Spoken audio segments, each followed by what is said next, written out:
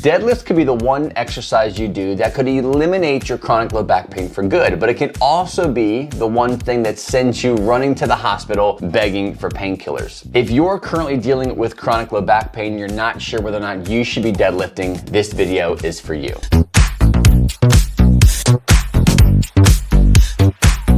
If you're new here, my name is William and I teach people just like you how to overcome years and years of chronic low back pain by mastering their mindset, improving their movements, and building smarter strength. So that's you, you're in the right place. So this video stems from a comment that I got on a YouTube video talking about the Romanian deadlift and how it's a great hamstring development exercise. Now this individual here named MindBroless9582 says, "No way, man, no more deadlifts. 2 times herniated disc, both times with deadlifts. Second time, my physio was standing next to me and saying, perfect form. I should have never done any deadlifts in my life. Literally ruined my physical health. Now I come here looking for another hamstring exercise and you go do deadlifts. No thanks. Bye." So the first thing I want to break down here is this idea that a deadlift, or any kind of exercise for that matter, could be the thing that causes someone to herniate or bulge or rupture a disc. And then we blame this specific exercise, saying that these exercises are bad, sitting is bad, deadlifting is bad, squatting is bad, and we shouldn't do these things at all because look what it did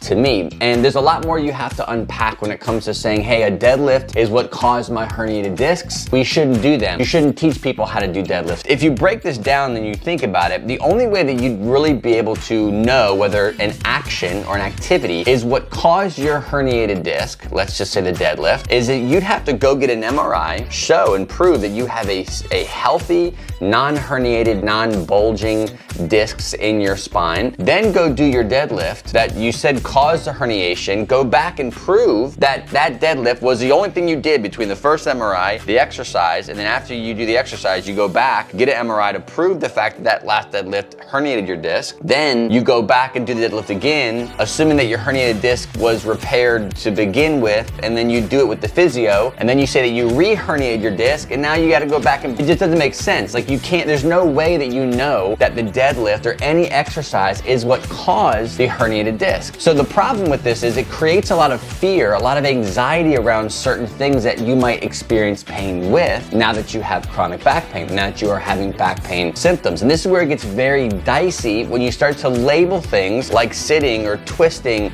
or vacuuming or washing the car or bending over or deadlifting or squatting as something that causes back pain, when in reality it's just you have back pain and you're doing something that's actually provoking the pain in the first place. And before we jump into the second point, we're talking about deadlifting, which applies to a lot of different exercises. If you are in the gym, you're trying to build strength and the exercises or workout routine is causing more pain, similar to this guy, deadlifts cause his pain or he thinks he's caused the herniated disc, really there's a lot more to it. And I want to break down the workout portion of what you should be doing if you have a chronic back pain situation and you're wanting to work out and try to work through your symptoms using exercise. There's a smarter approach that you should be taking. You can go to fitnessforbackpain.com/pain-free training. There's a link right here that will pop up on the window, along with in the description box there is a link to that free guide. Essentially my step-by-step roadmap of how someone with a chronic back pain history, despite your history of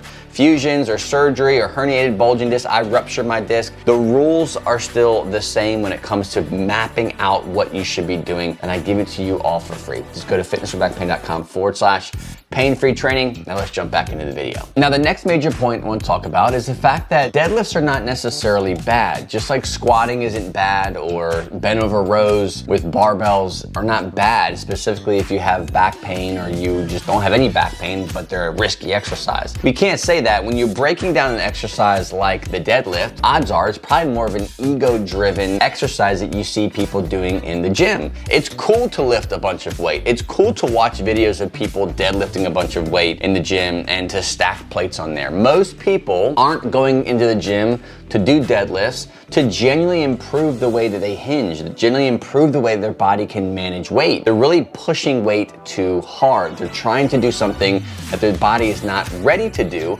or due to life circumstances, their body is incapable of doing in a healthy way, which causes some kind of attack of pain or short-term symptoms or acute injury. One of the most important things that I try to teach people inside of my Strength and Pain Relief Accelerator program is to take a smarter approach to strength. There are two different perspectives you can have when it comes to exercising, getting out of pain. You can look at exercise from an exercise perspective, like, okay, I was told my back is weak, or my glutes are weak, or my posterior chain is weak, therefore I should go do exercises that build strength, that make me feel like I got a good pump, that I'm getting stronger, I notice more weight going on the bar, or grabbing heavier weights on the dumbbells, whatever it might be, and you think that more exercise is what's going to heal the pain or keep you safe, when in reality what you have to do when you're applying exercises like deadlifts is look at these exercises from a pain perspective. I have pain with doing X. Doing X,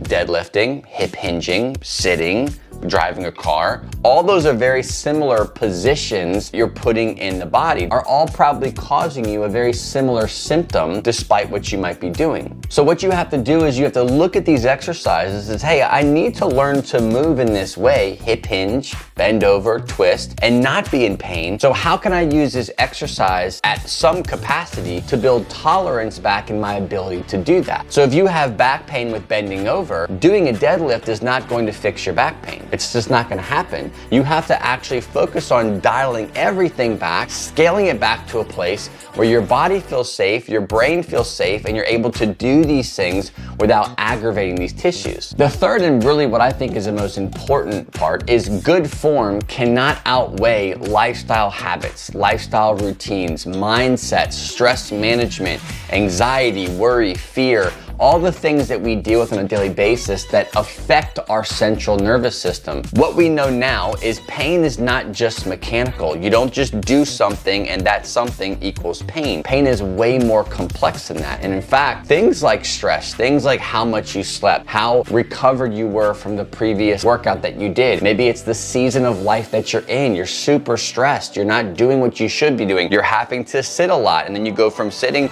to trying to max out on deadlifts or whatever you might be doing with any exercise that you choose to do. And due to all of those factors, now you have an injury. So let's just say that you did have perfect form. How is everything else going on in your life? If you truly had perfect form, then you wouldn't have been stressing out the disc. You wouldn't have been putting any kind of weird load on the low back that your low back couldn't handle. So it's not the deadlift that's bad, but the fact that whatever you applied to your body at that moment in time is what actually caused the buildup of all this stress or all this anxiety or all this worry or all this tension, whatever it might be, to actually come to a head and create now symptoms. Because you could have actually already had that herniated disc before you started doing the deadlifts. It's just the deadlifts and all these other factors are what brought this injury out, and now the pain is showing itself. There are people who herniate and have massive back pain spasms and flare-ups simply from picking up a piece of tissue off the ground, or from sneezing, or just from bending to tie their shoes.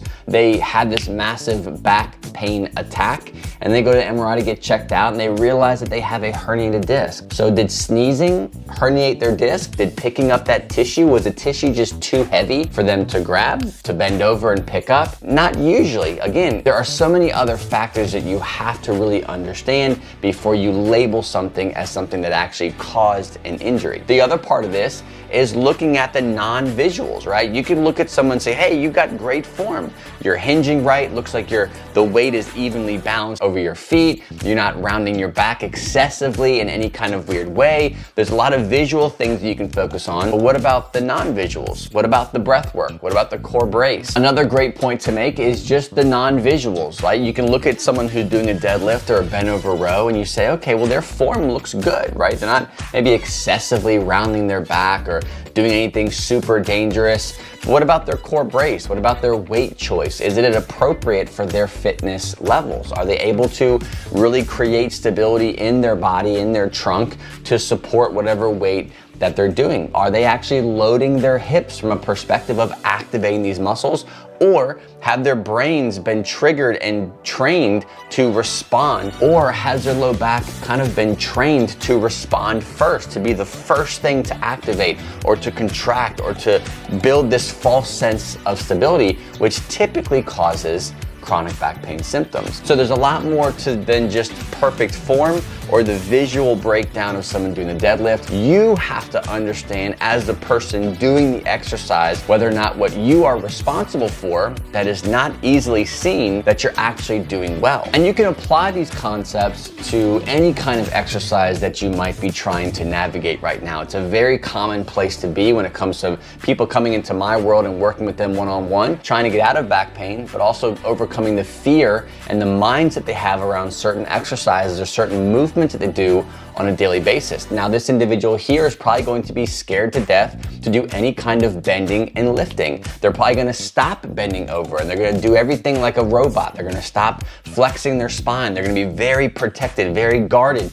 because they know anything in that position is gonna put them at risk of making their herniation worse. This is how chronic pain cycles pick up. This is how fear turns into anxiety, turns into catastrophizing and hypervigilance and a chronic pain loop. And it takes more than just exercise to break this loop. If that's you, if you feel like, yes, it started with this MRI result, it started with this herniated disc, maybe a car accident or some kind of event that you can label that might have been the cause of your chronic back pain. But regardless of that, despite what you're doing now, you keep getting back on this loop or this chronic pain cycle. And what you're needing is not more exercise. It's not to eliminate deadlifts. It's not to add in deadlifts, but to truly understand how to break the cycle of pain that you're in. If you feel stuck, if you feel like, man, I'm trying to do all the things, I've done PT, I've done injections, I don't want to have surgery, or maybe you're post-surgery, and you want to learn how to create a interruption in your body's natural response to all the things that you think are causing you pain,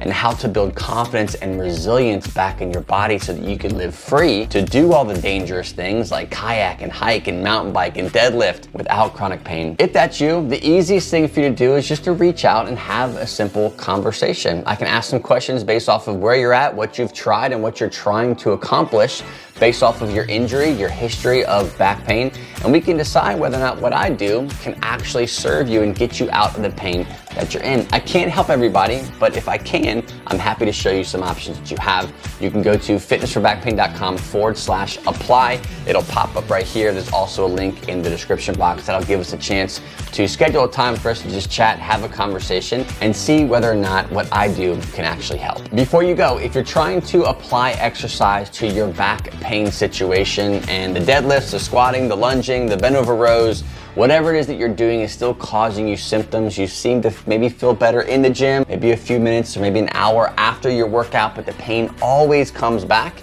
and you find yourself using exercise as a symptom treatment rather than a long-term relief strategy, I've got a free guide that you can start with. You can go to fitnessforbackpain.com/pain-free training. It really takes your workout, dissects it, deconstructs what you should be doing from a back pain perspective, and I literally map out exactly how you should be building out your workout to have more of a back-friendly routine to follow. Again, you can go to fitnessforbackpain.com/pain-free training. Thanks so much for watching, guys. God bless, and I'll see you on the next episode.